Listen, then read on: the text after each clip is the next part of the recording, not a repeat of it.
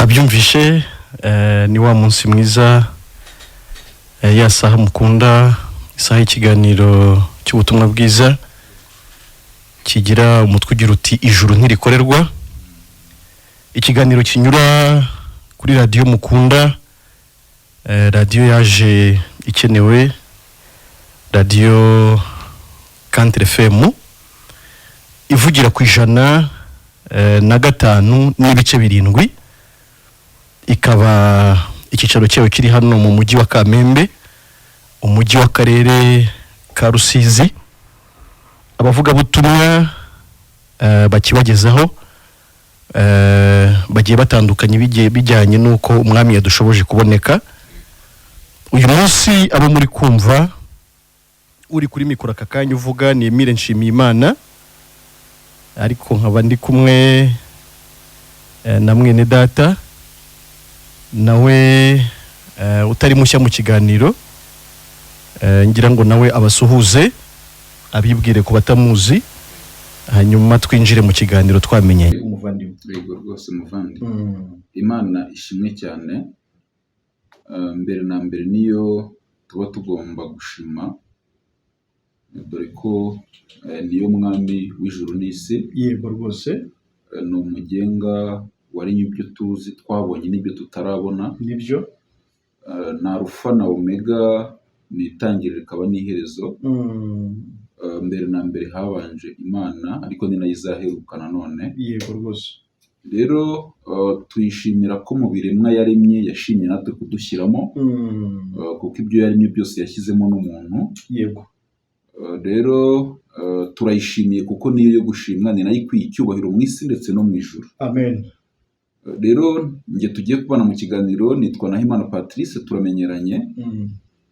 Ariko nanone Imana yashimye ko ngaruka kugira ngo twongere tuvugane namwe ku butumwa bwiza cyangwa se ku ijambo ry'Imana. Yego ubutumwa buruhura umutima w'umuntu, ubutumwa umuntu yumva akava ku nkeke. Yego ubutumwa umuntu yumva agatura imitwaro yari imaze igihe yaramuhetamishije. Amen. Ubutumwa umuntu yumva yabwizera akaba mu isi ari intungane imbere y'Imana. Amen. Amen. Niyo abantu batabyemera, batarabimenya nyine, ariko wowe iyo ubwumvise ukabwizera uba intungane imbere y'Imana. Nibyo rwose. Rero dusuhuje mwe mwese mutwumva, mwashyize urushinge kunyakira amajwi zanyu. Yego ndabizi muradukunda, ariko natwe turabakunda. Nibyo mujye muguma mutwumve, n'uwo tubivuga akabishidikanya hajya agumya byumve. Nibyo dore ko kwizera guheshwa no kumva. Rero mujye mugumya mwumve ubutumwa bwiza, nicyo tumvise neza ukibaze usobanuze. Yego kugira ngo nawe ubashe kuba mu isi utunze ubugingo buhoraho. Amen. Dusuhuje rero abakijijwe bose, abantu bari mu isi bafite umutima utakibacira urubanza. Yego abantu bari mu isi babiziranyeho n'Imana ko itababaraho icyaha. Yego aho batwumvira hose turabasuhuje mu izina rya Yesu. Amen. Kandi bagumye bagubwe neza, bagumye bajye bashimira Imana, dore ko nta kindi dufite cyo kwitura Imana uretse kuyishima. Yego rwose nta kindi gihari, no kuyishimira ibyo yadukoreye kuko birenze ubwenge bw'umuntu. Amen. Rero nabo baragumya batwumve. Ntekereza ko muvandi y'abantu bakizwe batwumva, nabo barushaho kugumya kugubwa neza kuko bari kumva ibintu byabo. Yego rwose Imana ishimwe, turagumya tubane mu kiganiro n'abatwumva bose. Amen. Yego Nibyo bene data bose aho bari hose ku isi yose, ntabwo twavuga ngo mu gihugu cy'u Rwanda, ahubwo ku isi yose, kubera ko tuzi ko ikoranabuhanga dukoresha rigera ku isi yose. Aho rero bene data bari hose badukurikira, turabasuhuje rwose kandi turabakunda, ariko cyane ko n'Imana yabakunze. Nabo gukundwa rero kandi bafite igikundiro. Ubwo bafite igikundiro ku Mana ntibakwiye no kukibura kuri bene se. Ariko n'abandi bantu bose badukurikira, nk'uko wari ubivuze, bakiri no kumva ubutumwa bwiza, yewe batari banabusobanukirwa, ariko bakaba bakibukunze, bacyumva, bafite inyota yo kubwumva. Abo nabo turabasuhuje kandi nabo turabakunda. N'impamvu tubuvuga nuko tuzi ko batwumva kandi badukurikira, kandi turabifuriza ko ibyo tuvuga byakwinjira mu mitima yabo bikabakiza nk'uko natwe byadukijije. tuba dushaka gusobanura ukuntu Imana nanone ari urukundo. Yego kuko umuntu amara igihe kinini avuga ko Imana ari urukundo ariko ntabimenye neza. Yego. Buriya Imana ni urukundo ku buryo burenze ubwenge bw'umuntu. Yego rwose. Imana ni urukundo ku rwego rw'uko ibabarira umuntu ibyaha bye byose. Amen. Rimwe bamwe bigeze bumva inkuru za Yesu, hanyuma kubera ko bamubonaga akora ibitangaza byinshi, ahumura impumyi, akiza ibirema ndetse n'ibindi, baravuga bati ubwo dufite umuntu wacu w'ikirema, reka tumujyane tumugeze aho Yesu ari yateraniye. Yego. Ahari uyu muntu turaza kumucyura agenda. Yego. Bamushyira mu ngobyi, baramujyana, hanyuma bageze aho Yesu yateraniye basanga inzu irimo abantu banakinze. Baremera barasakambura muvandi. Yego. Barasakambura, bafata ingobyi bayinyuza hejuru, bayimanurira aho Yesu ari. Yego. Ariko icyo nashaka kuvuga, uwo muntu bamugejeje aho Yesu ari, Yesu ahita aramubwira ngo ibyaha byawe urabibabariwe. Amen. Ndashaka kuvuga ko iyo ubonanye na Yesu, we ntabwo aba areba uburema bw'amaguru. Yego. Nta nubwo aba areba ko ufite ikindi kibazo ku mubiri gisanzwe, ahubwo ahita areba ikibazo ufite kiremereye. Yego. Biratangaje ukuntu abantu batajya bamenya ikibazo bafite gikomeye ku Yego. Yego. Yego. Yego. Urumva ko Yesu yahise avuga ati ibyaha byawe urabibabariwe. Ariko ngo akibivuga hafi aho hari abafarisayo n'abanditsi, abantu bigisha abantu iby'amategeko, abantu bigisha abantu gukorera Imana. Noneho bahita ngo bagira ikibazo, baravuga turinde ubabarira abantu ibyaha. Yego. Ufite ubushobozi ki bushobora kubabarira abantu ibyaha? Yego. Twaje kubwira abantu ko Kristo Yesu afite ububasha bwo kubabarira umuntu ibyaha. Ariko aho hantu haranakomeye cyane. Yego. Ayo magambo uvuze ni amagambo akomeye. Uwo muntu urumva ko n'imigendere ye ntiyari myiza. Yego. Ntiyari inahari ahubwo, kuko nyine yari afite uburema. Yego. Ariko ikintu gikomeye ni uko amaze kumubwira ngo ibyaha byawe urabibabariwe. Nari mvuze ikintu gikomeye kiri muri ayo magambo. Umuntu uzanwe afite uburema, yego, atabasha kugenda, yego, ndetse bakamuterura mu ngobyi, bakamucisha muri plafond, yego, bakamuterera kuri Yesu. Yesu yamubona akamenya ko ikibazo afite ari icy'ibyaha, yego, akanamubwira ati ibyaha byawe urabibabariwe. Yego. Yarangiza ariko akamubwira ngo ikorere, yego, uburiri bwawe wigendere, ugende. Yego. Ndashaka kuvuga iki kiri muri ayo magambo uvuze. Yego. Abantu benshi batinda cyane ku migendere. Yego rwose. Atari gusa ko njye nkora ibyaha. Yego. Ese ni gute narekeraho gukora ibyaha? Yego. Ni gute naba umuntu utunganye mu mibereho? Yego. Ni gute nagira ingeso nziza? Yego. Ngibyo nibyo ngereranya n'imigendere. Yego. Ariko ntibamenye ko mbere y'uko haboneka kugenda neza, hari ikibibanziriza. Yego. Cyitwa kubabarirwa ibyaha. Yego. Kandi urumva Yesu yahise abwira abafarisayo n'abanditsi bari bari aho, kuko ni nabo bateza ikibazo. Akenshi iyo umuntu avuze ko yababariwe ibyaha bye, aba bantu babigisha b'abandi nibo bagereranywa n'abafarisayo n'abanditsi, nibo bibaza ukuntu umuntu ababariwe ibyaha ntacyo bamukozeho. Kuko urabona umuntu watsindiye isoko ryo kubabarira abantu ibyaha ni umwe, ni Kristo Yesu wenyine. Nibyo biba ikibazo rero iyo umuntu yihuriye na Kristo akamwizera akamubabarira ibyaha bye. Abo bafarisayo n'abanditsi cyangwa se abo bantu bamwigishaga bibaza ukuntu uwo muntu yababariwe ibyaha. Nibyo. Ariko Yesu yababwiye ikintu gikomeye, yababwiye ati none se mwabatamenyamo, ubu igikomeye ni iki? Ubu igikomeye k'uyu muntu banzaniye ni iki? Igikomeye naho rero ari ukumubwira ngo ikorere, uburiri bwawe ugende, no kumubwira ngo ibyaha byawe urabibabariwe. Igikomeye muri ibyo ubundi se ni ikihe nyine? Icyo kintu abantu bagomba kukimenya, kuko abantu batinda cyane ku ngeso nziza, arizo nyine agereranije n'imigendere y'uriya muntu. Yego rwose. Kugenda neza, imyitwarire myiza, ubundi ntiyashoboraga kugenda. Yego rwose. Sibyo? Ariko ikibazo yari afite ni icy'ibyaha, nicyo cyanatumaga atabasha kugenda neza nyine. Yego rwose. Nuvuga rero ngo amaze gukira ubunyacyaha ni nabo kugenda byagize gute? Byaje. Urumva ibyo bintu birazana. Yego. Birazana. Yego. Ariko Yesu arabizi ko ikibanza ni ukubabarirwa. Ni ukubanza kwanza ukababarirwa icyitwa ibyaha. Okay. Kuko anazi ko aricyo gikomeye. Azi ko aricyo gikomeye. Yego. Cyane. Yego. Kuko urumva imyumvire y'abantu benshi. Bazi ko umuntu yabanza agakira uburema busanzwe. Yego. Ariko sibyo. Umuntu aba yabicuritse. Iyo ugeze kuri Kristo arabanza akamenya ikibazo ufite gikomeye kuruta ibindi, akakubabarira ibyaha, hanyuma akakubwira ati ubwo ubibabariwe jya wanahaguruka unagenda. Ubundi ugenda ari uko umaze kubabarirwa ibyaha. Nibyo navugaga ko rero umuntu wageze kuri Kristo yego urabanza ugire guhamya ko umugezeho yakubariye ibyaha. Yego. Kuko nicyo abanza. Amen. Uretse kutubwira imigendere, nibyo. Uretse kutubwira ibyo wakosoye n'ibyo ukora, niba koko warageze kuri Kristo, yego, duha ubuhamya ko wababariwe ibyaha. Amen. Kuko na Luka igice cya 1:27 aravuga ngo uzamenyesha abantu be ko iby'agakiza ko ari ukubabarirwa ibyaha byabo.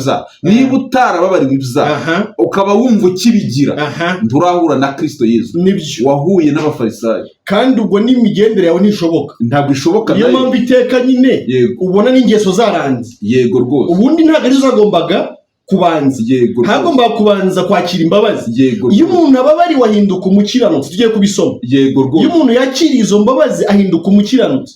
Uwahindutse umukiranutsi niwe ugira imigendere y'umukiranutsi. Amen.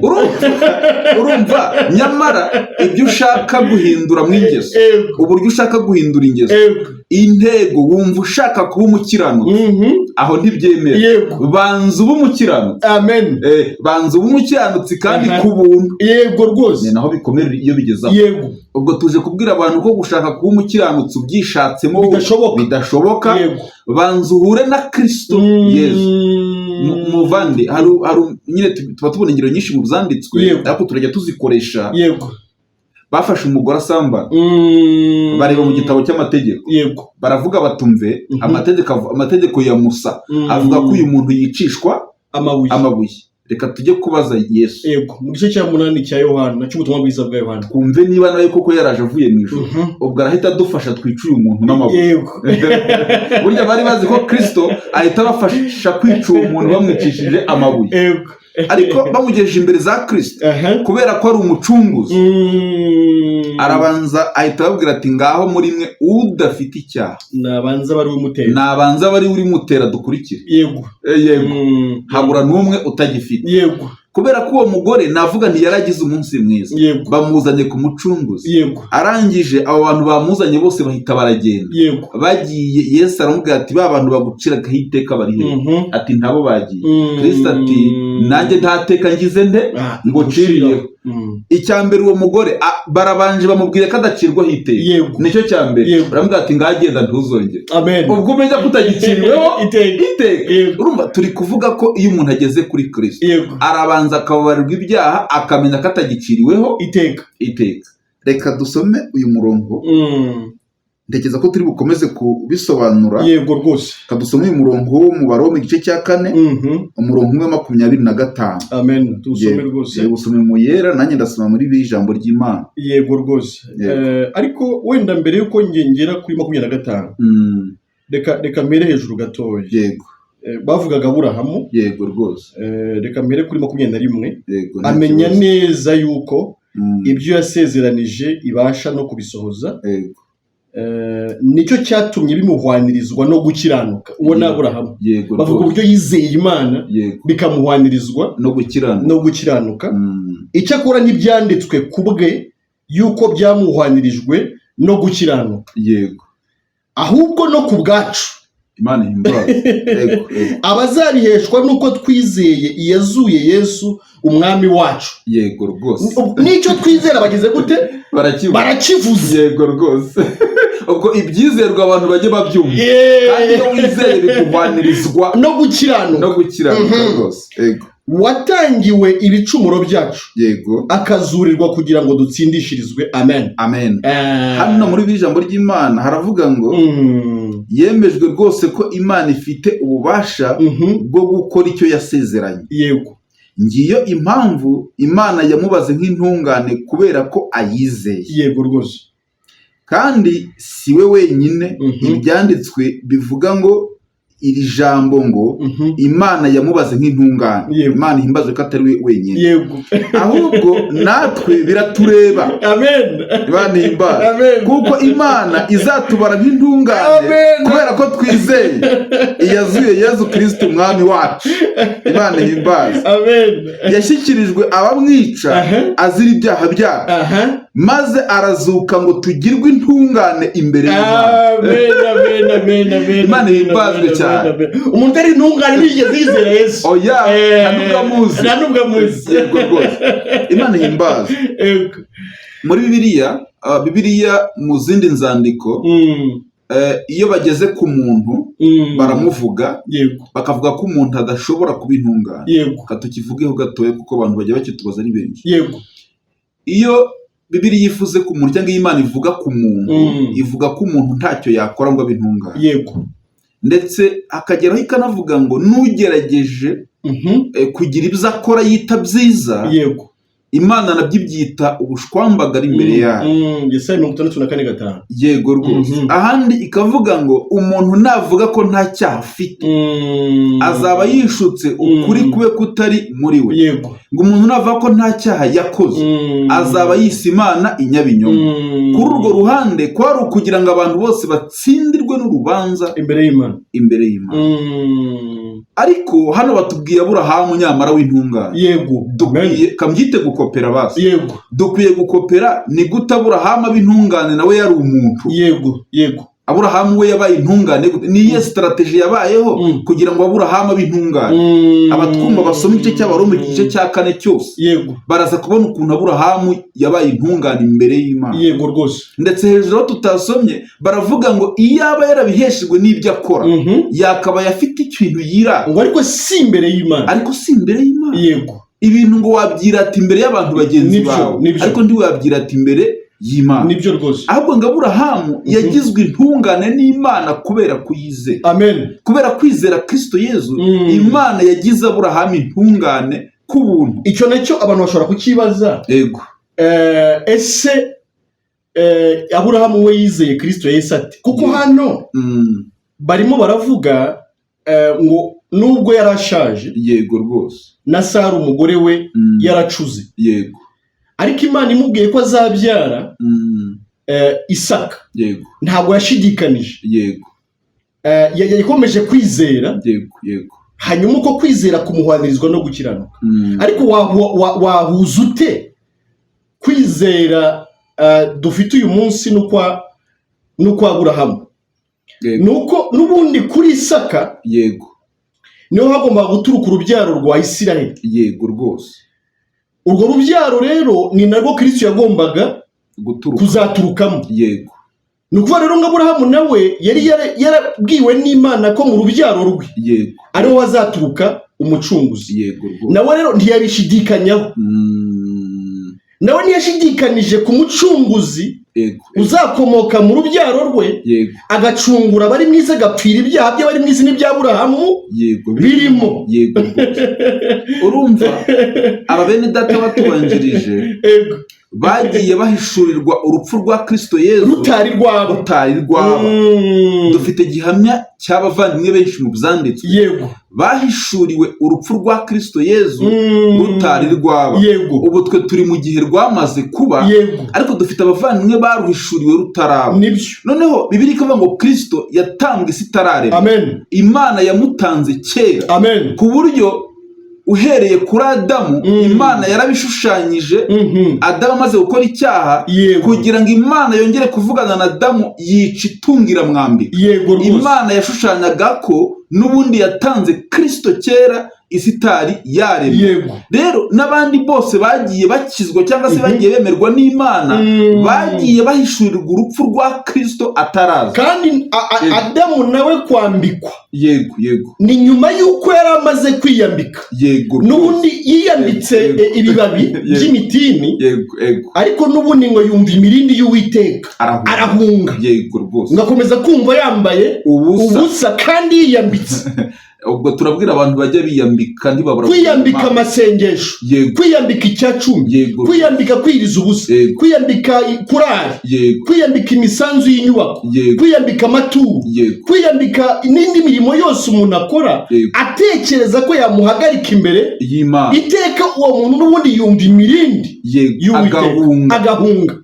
Ariko Imana yica itungo ikuraho uruhu, yambika Adamu. Noneho agiye yavugana n'Imana nk'ikimenyetso cy'uko umuntu wenyine uzahagarara imbere y'Imana adatsinzwe ari uw'Imana yambitse. Imwambitse iki? Gukiranuka kwa Yesu. Ariko nabwo ntikwaboneka Yesu atapfuye. Ntabwo bishoboka kuko urumva uwo mwambaro ntiwari kuboneka nta gipfuye. Ntabwo ubwo ruhu Imana yabambitse Adamu rwari kuboneka nta cyapfuye. Nibyo biba bisaba ngo hagire igipfa kugira ngo ubone umwambaro. Muvandi uzi ko mu mategeko ari by'Imana yashushanyije iravuga ngo nuko rero ngo byari bikwiye ko umuntu ufite imyambaro ibiri yaha umwe udafite namwe. Amen. Kumbe Imana ibivuze kuri Kristo, ngo Kristo niwe wari ufite iyo myambaro ibiri ariko agomba kuduha umwe. Iyo myambaro ibiri ni iyihe? Kristo yari afite gukiranuka k'ubumana yasanganywe. Mbere na mbere hariho Jambo. Jambo yariho yahoranye n'Imana, nta cyaremwe kitaremwe nawe. Ibintu byose niwe wabiremye ndetse ngo ni nawe byose byaremewe. Yari afite gukiranuka rero k'ubumana atari kuduha. Byasabye ko yambara umubiri w'abantu, akanakiranukira mu mubiri, akabona gukiranuka kw'abantu bambaye umubiri. Imana ihimbaza. Uwo niwo mwambaro yashoboraga gutanga. Urumva abantu mutwumva abajya basoma igitabo cy'umugenzi, musome paje ya 42 murahasanga ibyo bintu. Uwitwa Mukristokazi yabajije Ruzirabwoba aramubaza ati kumaze kutubwira ko Kristo Yesu aduha gukiranuka kwe ubundi wasigaraniye. Barangije baramubwira ngo uwo Kristo arenze uko umuntu yamuvuga. Icyambere afite gukiranuka kurenze kumwe, afite gukiranuka k'Imana ataha umuntu, anafite no gukiranuka k'umuhuza w'abantu n'Imana nabwo ataha umuntu, ariko agira gukiranuka kumviye Imana mu mategeko 100% ngo niko yambika umuntu. Yego rwose.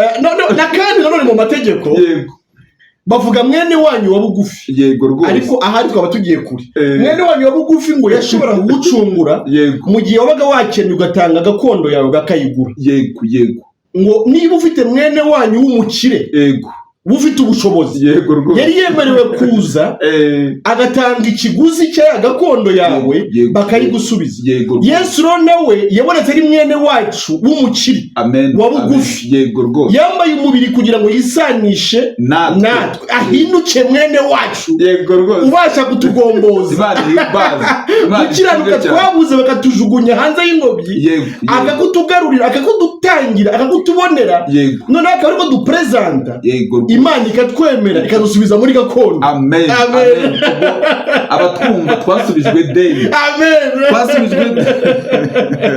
Ubundi Imana ku mutima wayo yadusize muri Edeni turi muri Adamu dutekanye twambaye, ariko icyaha kiraza kidukuramo, ariko kidukuyemo gihita kinatwambika ubusa. Kitwambitse ubusa tubona ntitwakegera Imana twambaye ubusa, dutangira muvoma zo kwirwanaho. Nibyo wari usobanuye mu kanya. Burya ibintu byose ujya ukora wumva byakwegereza Imana ni gahunda yo kwirwanaho, ariko ibyo ntibishobora kukwambika. Imana ihimbazwe. Umuvandimwe wavuze ko twabonye mwene wacu wa bugufi. Biravuga ngo ni imfura muri bene se benshi.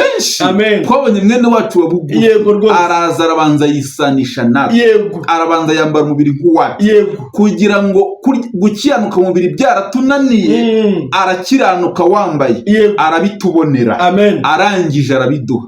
Hano bavuze ku 25 ngo yashyikirijwe abamwica azira twebwe, azira ibyaha byacu. Nyabune muvandi, abantu badukurikiye abenshi bajya kumva ko Kristo yapfiriye ibyaha byabo bimera nk'ibyihuseho gato, ariko kwemera ko iyo umuntu amwizeye ab'intungane bigatinda. Ariko hano bavuze ngo yashyikirijwe abamwica azira twebwe, azira ibyaha byacu. ndagira ngo tuvuge gato ku kuzuka kwa Kristo. Yego rwose. Ariko ngo nyamara kuba Kristo yarazutse, yazukiye kugira nuragivuga ko Kristo yazutse ku munsi wa gatatu, burya yazukiye kugira ngo ugirwe intungane imbere y'Imana. Ubwo iyo uvuga ko Kristo ku munsi wa gatatu yazutse, ukaba utumva ko aribyo byakugize intungane, ntabwo uzi ko Kristo yazutse. Kandi kuzuka ni declaration y'uko igihano cyacu yagisoje. Yego muvandimwe, urumva ibi bintu biba bikomeye ariko binaryoshye. Yego. Kristo Yezu ubundi iyo aza gupfa azize ibyaha bye, ntabwo yari kuzuka, yari guherayo. Ariko ubwo Kristo yazutse ku munsi wa gatatu, ni ikimenyetso cyiza kigaragaza ko yari ari kuri misiyo y'abantu. Amen. Kuki Kristo yinjira mu rupfu? Kubera wowe. Yego rwose. Kristo yinjiye mu rupfu kubera twebwe. Mujya muririmba muri ndavuga ibyaha byacu bihamba mu mva, maze arazuka kugira ngo ampuze na se. Nta buryo yari kuguhuza n'Imana ufite ibyaha, nibyo yaguhuje n'Imana uri intungane. Ibyaha byawe Kristo yabihambye mu mva. Ntabwo Kristo wapfuye ari we wazutse, nibyo uwapfuye n'umunyabyaha baramuhamba mu mva. Ku munsi wa gatatu hazuka icyaremwe gishya. Rero Kristo yazukiye kugira ngo tugirwe intungane. Emera ko Kristo yapfuye azira ibyaha byawe byose kandi byose, akazukira kugira ngo ugirwe intungane imbere y'Imana. Ubushize umuntu yarambajije ati ufite umurongo umwe muri Bibiliya ugaragaza ko Imana yagize umuntu intungane? Umwe gusa. Ndavuga ati dufitemo myinshi. Ndawumusomera muri Bibiliya yanjye, ahita ambwira ati wumbwire mwandike nze kubisoma mu yanjye.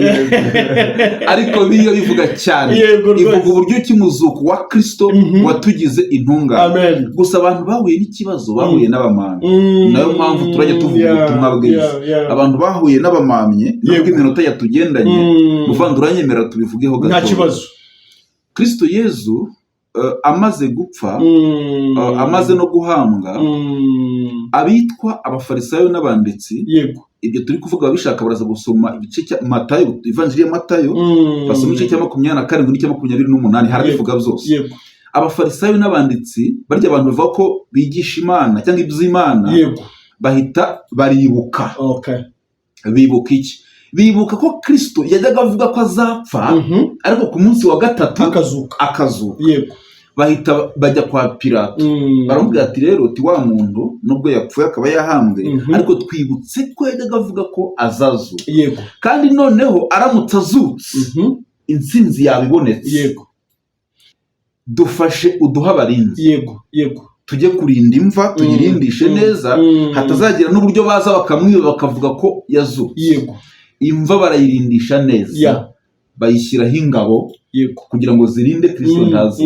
Ariko ngira ngo abatwumva nta cyaburiza n'umugambi w'Imana. Imana ku mutima wayo Kristo yarapfiriye abanyabyaha, agomba kuzukira ngo tugirwe intungane. Ntabwo yari kubura kuzuka. Ku munsi wa gatatu umve ntibamenye uko bigenze. Gusa nimubisoma murumva ngo umuriri wavuye mu ijuru, abarinzi bagwa imbarara. Urumva bo ntibamenye ibibaye. Marayika ngo abirindura igitare, abirindura igitare Kristo. Yego rwose. Kristo arazuka mu bapfuye. Turi kuvuga kandi naho intsinzi iri, kuko ni naho gukiranuka kwacu kwabonekeye. Noneho amaze kuzuka, abo barinzi nabo ariko ngo barabibona, barabona ko yazutse. Bari abagabo bo guhamya ko Kristo yazutse. Icyo nishakiragamo cyane, abo barinzi batangira kujya mu murwa bagenda bavuga ati Kristo yazutse. Batangiye kubivuga n'ubundi abo bantu, abigisha amategeko, abafarisayo n'abanditsi, barongera barabahamagara, timuze tujye umugambi. Abantu bahuye n'abamana, timuze tujye umugambi, mudufashe, turabaha amafaranga menshi, turabaha ibiguzi byinshi. Uhereye none ntimwongere kuvuga ko yazutse. Ubundi intsinzi iri mu kuba Kristo yarapfuye akazuka. Ntimwongere kuvuga ko yazutse, ahubwo mujye muvuga ko baje bakamwiba. Aho haranditse ngo ikinyoma kiramamara kugera na bugingo n'ubu. Ariko Imana ihimbazwe, duhari kugira ngo tuvuguruze icyo kinyoma. Kristo yarazutse, aho dusanye bavuze ngo yazukiye kugira ngo tugirwe intungane. Wowe utwumva, Kristo Yezu yambaye umubiri kugira ngo yishyireho ibyaha byawe.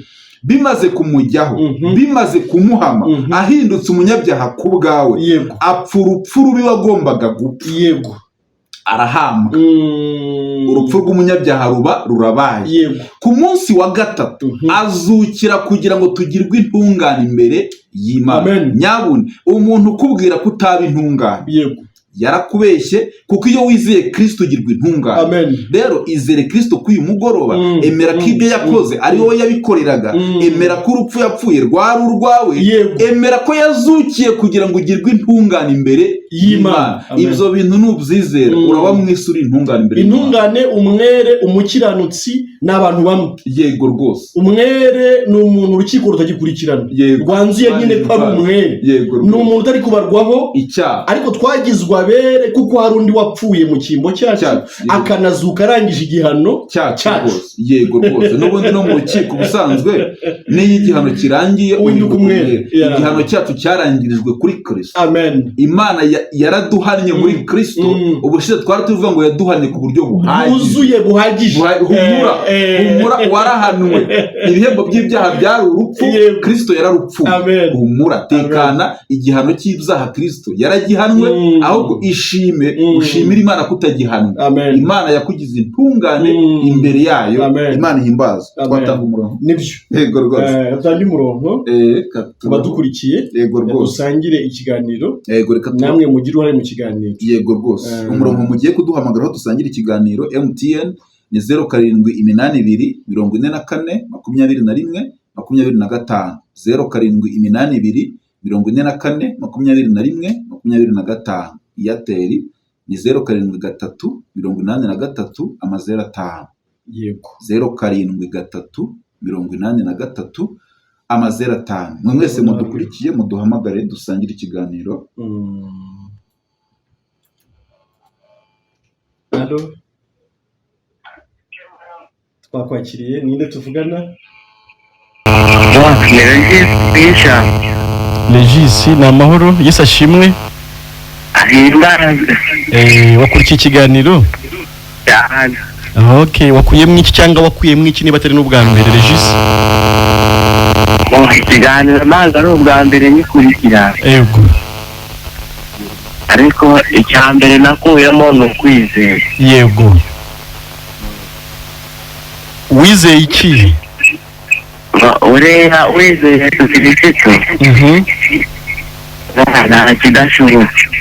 Yego, wamwizeyeho iki Yesu? Yesu ikintu cya mbere namwizeye. Wari kutubwira icyo wizeye kuri Kristo? Wamwizeyeho iki? Icya mbere namwizeyeho uko yadupfiriye ibyaha byacu kugeza na n'uyu munsi dukora kuri uyu munsi. Okay. Kubw'ibyo rero byaguhinduye iki imbere y'Imana? Yani ko byahinduye nyine umwere. Uri umwere. Yego Regi. None kandi ubwo witeguye kujya mu ijuru isaha iyo ari yo yose?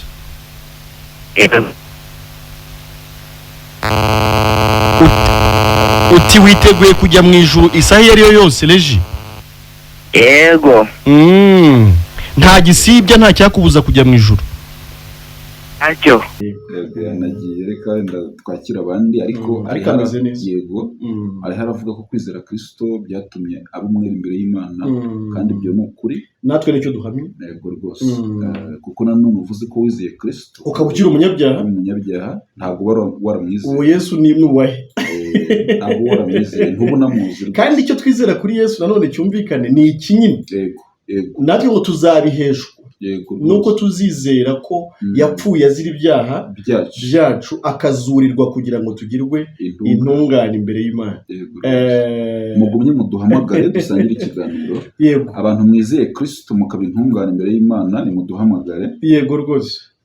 Umurongo uriho muduhamagare tuganire, twakira uyu ndabona yaje. Allo, Country FM? Allo? Ninde tuvugana? Telefoni ya Nyiraneza. Yesu ashimwe. Mwakurikiye ikiganiro? Ni igiki mwungutse mu kiganiro, cyangwa niba atari n'ubwa mbere ni iki mwungutse mu kiganiro?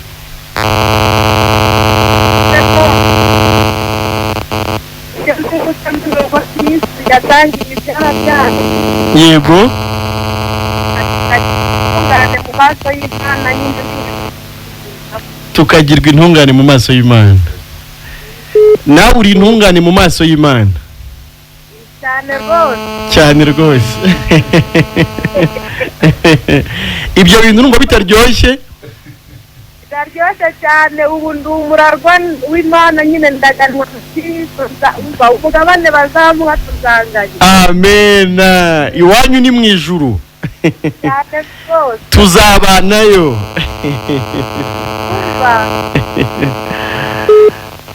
Ndagukumbuye cyane, njya mubona ku gatabo gafite ibikorerwa. ese Nyiraneza uherereye he? Ni Mahoko. I Rubavu. Usuhuza abavandimwe b'i Mahoko. Yego n'abamapasi barabasuhuza cyane. Namwe mubasuhuze ku bushake bw'Imana tuzabonana. Yego Mukomeze mubwire abantu ubutumwa bwiza. ukuri. Yego, amahoro y'Umwami abane namwe. Yego namwe kandi muhorane. Amena. Yesu yabereye abantu umunezero. Kandi koko n'ubutumwa bw'umunezero. N'ubutumwa bw'ibyiringiro. Allo? Oui, urinde uherereye he? Yego Benjamin. Wadukurikiye mu kiganiro se Benjamin? Yego. Tubwire rero ibyo wumvise mu kiganiro ibyakunejeje utubwire. Byanejeje nuko Yesu yitangiye ibyaha byacu, nkaba ndi intungane n'umuragwa w'ijuru. Amen. Amen, ni ubwa mbere twumvise se? Hoya ikiganiro ndagikurikira. Ubu se nawe nyine wamaze kwizera mu mutima ko Kristo yishyizeho ibyaha byawe byose akazukira kugira ngo ugirwe intungane imbere y'Imana? Ubu wumva uri intungane mu mutima wawe? Bose ndiyo. Allo Benjamin. Ndumva Benjamin ahise agenda. Yagiye. Ariko ntacyo ameze neza. Yego rwose. Nawe ni intungane. Yego. Nibyo. Abantu nibizere Yesu. Abantu niba ari intungane. Yego. Nta kindi buri nyiri kavuga. Yego. Nta kindi gihesha gukiranuka mu isi ndetse no mu ijuru keretse kwizera ko wogejwe n'amaraso ya Yesu masa. Yego. Masa kandi ubwo bivuga yonyine. Yego. Keretse kwemera ko ariyo yakogeje. Nta kindi gihesha gukiranuka. Yego. Mu isi ndetse no mu ijuru. Yego rwose. Keretse kwizera ko wogejwe n'amaraso ya Yesu masa. Amen. Amaraso ya Kristo yezaho umuntu ibyaha akaba intungane 100%. Amen. Tekereza ko ababyizeye aho muri hose ndabizi umuguwe neza cyane rwose. Ariko niba twumvisha kwizera mu bunyamu duhamagara nibyo dusangira umunezero. Nibyo rwose. Tuvuga insinzi ya Yesu. Yego rwose. Ni nako kumuhesha icyubahiro. Yego kandi. Yego. Ni ukuvuga ibyo yakoze. Ni ukubibwira abandi. Muri yavuga ngo numara kumwemera nk'umukiza wawe uhamye mu bandi ibyo yagukoze dufatikanye. Nawe nubwo utaza kuri radio aho uri bwira abantu uti burya birashoboka ko umuntu yaba intungane abiheshejwe no kwizera Yesu Kristo. Yego rwose.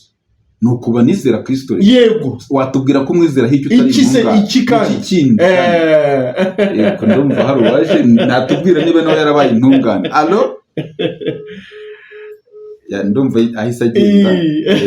Abantu mwizeye Kristo mukabona gutungana kwe akakubaha nk'impano nimuduhamagara ibidashoboka bigashoboka.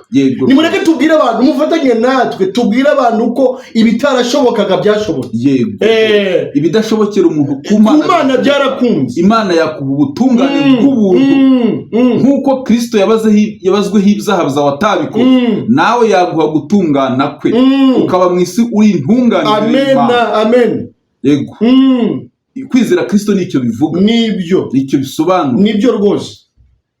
Bajya babwira ngo muri Yesu biremera. Nibyo koko biremera. Yego. Kuba intungane biremera. Muri Yesu biremera. Byaremeye. Byaremeye. Yego. Ubwo rero mwe mutukurikiye. Mwishime. Nibyo. turababwira ubutumwa bwiza bw'amahoro. Nibyo rwose. Turababwira ukuntu Imana yababariye isi. Turababwira ukuntu Kristo yababariye abantu ibyaha byabo. Amen. Turi kukubwira ukuntu nta cyaha Imana ikubaraho. Nibyo, mu rukundo rwayo. Yego rwose. Nta niho rega wanafiringa urukundo rw'Imana. Yego rwose. Niho wamenya ukuntu Imana igukunda birenze uko ubitekereza. Uburyo Imana ari nziza. Yego rwose. Ni muduhamagare dusangire ikiganiro. MTN ni 0782444215. Yego. Iyo niyo MTN. 0782444215. Duhamagare dusangire umunezero. Yego rwose. Airtel ni 07838305. Muhamagare kuri Country FM. Turi muri studio tubabwira uburyo kwizera Yesu bihesha umuntu kuba intungane imbere y'Imana, kandi umuntu Imana itabaraho icyaha. Uwo ni nawe uzajya mu ijuru. Yego. Abona hari uwaje, reka twishimane. Yagiye nawe. Nibyo. Abantu bishimira ngo ni abanyabyaha ngo bara babyihana, reka da. Abanyabyaha bazajya mu muriro. Nta muntu wicaye ku gisasu cyakirimuze cyitwa ibyaha uzabitwara hehe? Abanyabyaha bose iwabo ni mu muriro.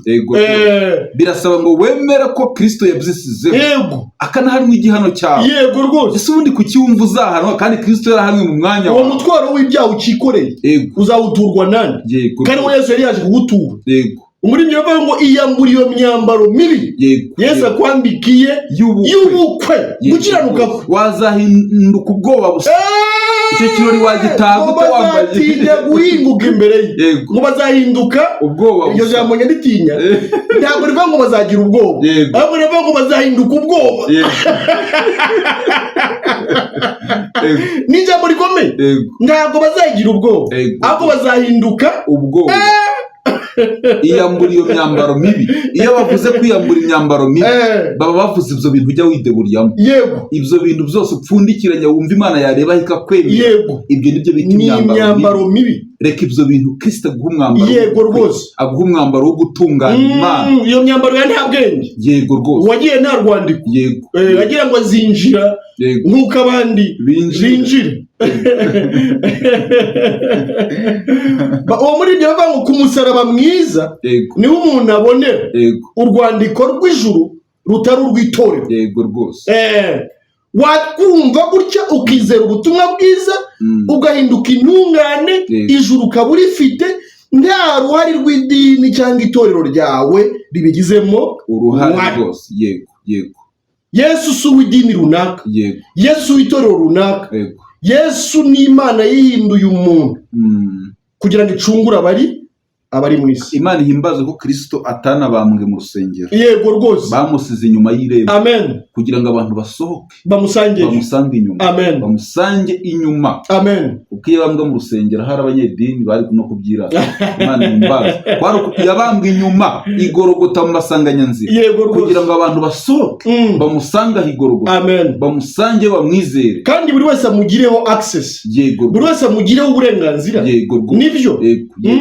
Icyo cyatumye yireherezaho amahanga yose. Amen. Nawe urimo. Amen. Nawe birakureba. Amen. Izere Kristo ko uyu mugoroba urarana ijuru. Ni nako batubwiye ngo natwe biratureba abazabiheshwa nuko twizeye Imana. Yego rwose. Yatanze Yesu kugira ngo apfire ibicumuro byacu. Yego rwose. Hanyuma nazuka ariko ngo abazukiye kugira ngo tugirwe intungane imbere y'Imana. Natwe biratureba.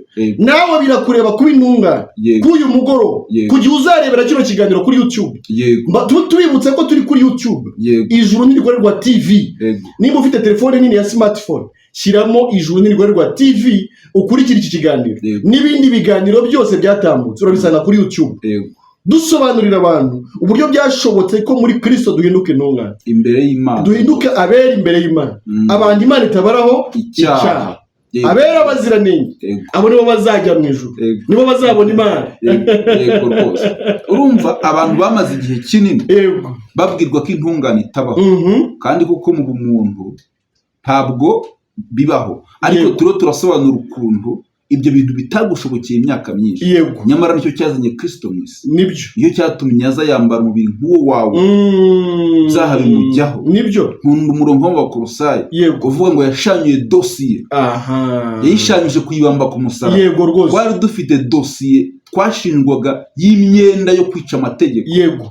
Ariko Kristo ayishanyuza kuyibamba k'umusaraba yarakoze Yesu. Yego rwose. Yesu ubwo yabambwaga dosiye yacu yose burya yari ishwanyutse. Yego rwose. Dosiye yacu yose yari irangiye. Yego. Nta record igihari y'ibyaha byacu. Yego rwose. Kuko nibyo Yesu yabambiwe. Imana ihimbaye. Amen. Nta rubanza twebwe tugifite. Oya ntarwo. Kuko tunarugiyemo nta dosiye idushinja ababo. Nayo.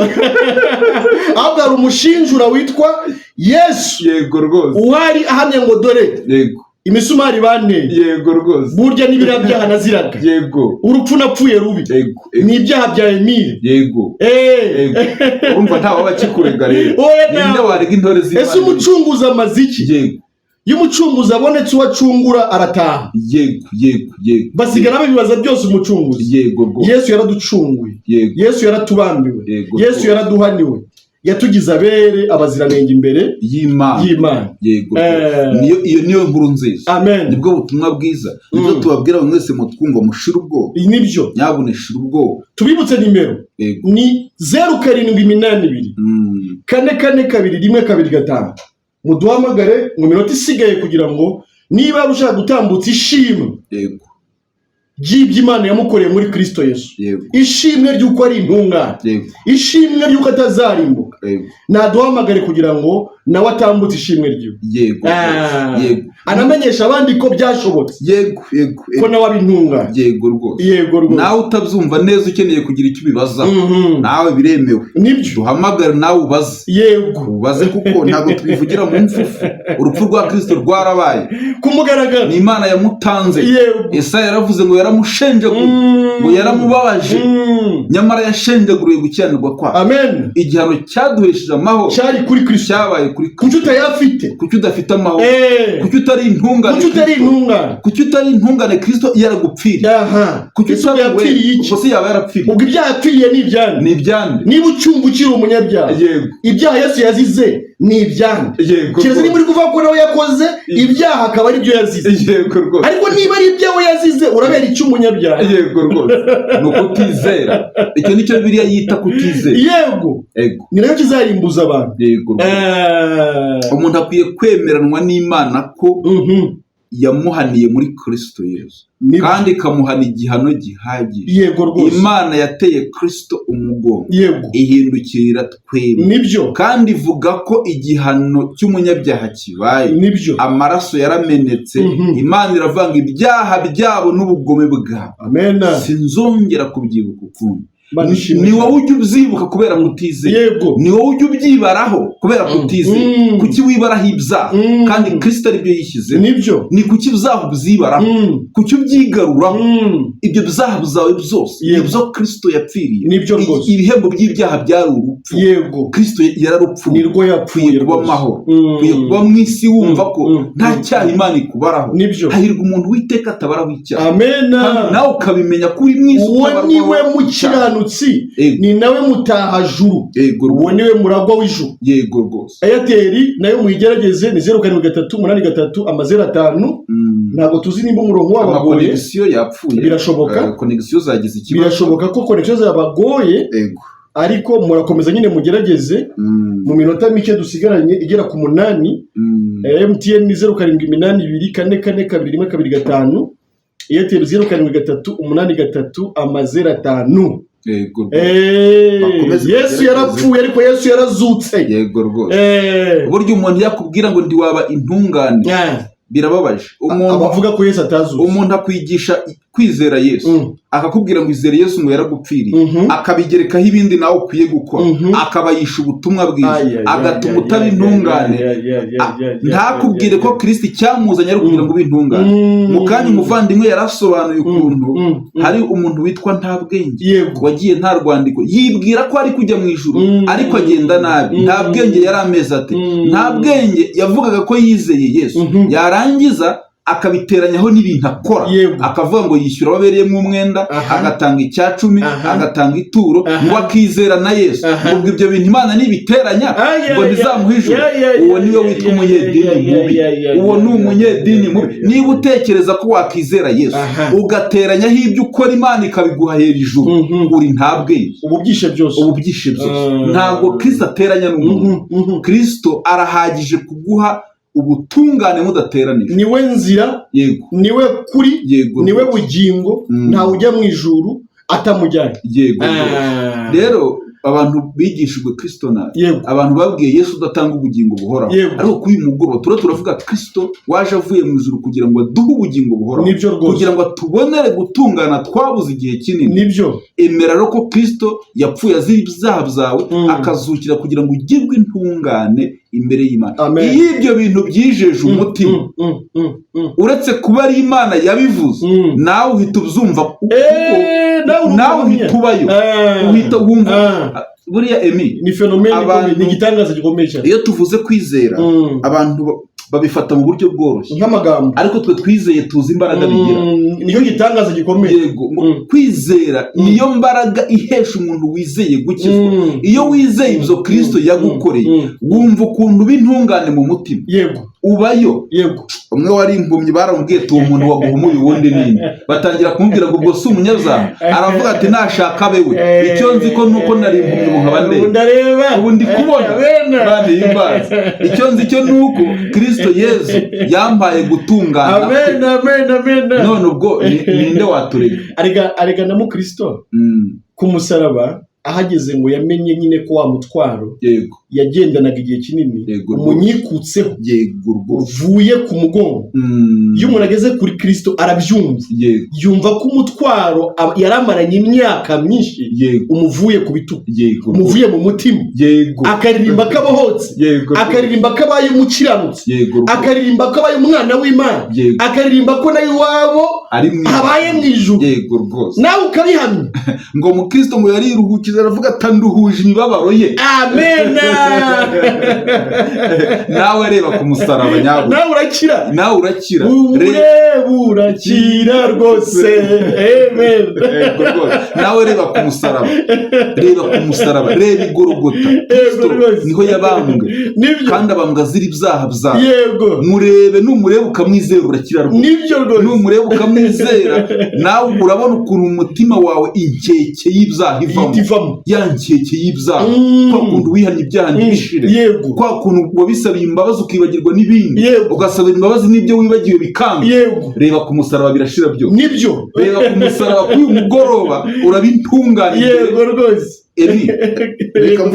Reka mvuge akantu gato gakomeye n'ubwo iminota yagiye. Yego, iracyahari. Yego, iracyahari. Turacyafite itatu. Yego. Iyo umuntu yizeye Kristo aba intungane imbere y'Imana. Yego. Iki kintu kagivugeho gato. Yego. Ubundi Imana niyo twari dufitanye ikibazo. Yego. Kugira ngo nanone tukumara ubwoba, utaza gutekereza kuba intungane imbere y'abantu mukorana, cyangwa imbere y'abantu muziranye. Oya, Imana niyo mwari mufitanye ikibazo. Niyo umuntu yumva afite ibyaha, yumva ari Imana bafitanye ikibazo. Nibyo, uhita ubundi iyo uri kumva ibyaha, burya ba bantu bihana, ba bantu biyeza, ba bantu bagira ibyo bakora byose kugira ngo Imana ibemere, bumva bafitanye n'Imana ikibazo cyitwa ibyaha. Yego. Iyo wizeye Kristo, ukizera gupfa no kuzuka kwe, uba intungane imbere y'Imana. Yego rwose. Noneho Bibiliya igahita ivuga ngo ninde waba akikureze? Oya, ntawe, ni Imana. Urumva ubaye wajya mu muriro waba ushinjwa n'Imana, kandi ariyo ngo itwitabere, kandi ari nayo yatanze Kristo. Ni Kristo se? Kristo se yaba akikureza atari wagupfiriye? Uhita uba urukurega. Niyo mpamvu ubaye umwere imbere y'Imana. Amen. Kristo rimwe yaravuze ngo mutanampamije, avuze ibintu nkunda. Yarababwiye ati mu mategeko yanyu murabizi mu rukiko, iyo ikintu gihamijwe n'abagabo babiri ubusanzwe kiba ari ukuri, atariko reka mbabwire ukuntu babiri duhari. Yaravuze ati njye ndihana na data kamba, ariko na data wantumye kambamya, babiri turuzi. Arabyemera. Emi, ubu nawe urihana, n'Imana yaguhaye kwera ikaguhana. Ubwo bidasabye abandi, ubwo babiri ndimuzi. Amen. Nyabone mwe mutwe. Kandi niko ijambo rinavuga mu Baroma, bavuga ngo umwuka wacu, yego rwose, uhamanye n'umwuka w'Imana, ko turi abana b'Imana. Imana ishimwe cyane. Niba umwuka ufite utarahamanya n'uw'Imana kuri intungane imbere yawe, ko wayivutseho ukaba umwana wayo ntabwo urakizwa nta nubwo uzi uko bakizwa. Ariko Imana ishimwe ko ikiganiro kiba gihari uba ukomeje kutwumva kuko numva benshi baduhamagara batubwira ko babohotse. Ushobora kumara igihe kinini utarakizwa kubera ko utumvise ubutumwa bwiza, ariko umunsi isaha niyi ahubwo ijambo riravuga ngo uyu munsi niwumva ijwi ry'Imana we kwinangira kandi ryavugiye kwizi mikoro ahubwo ntiwinangire umutima. Yego rwose wari wabasobanuriye ko n'abantu bafite telefone smartphone nabo nibajye kuri YouTube, ijuru ntirikorerwa TV, ijuru ntirikorerwa TV, urabona ibiganiro byose, ibiganiro by'ubutumwa bwiza urabibona.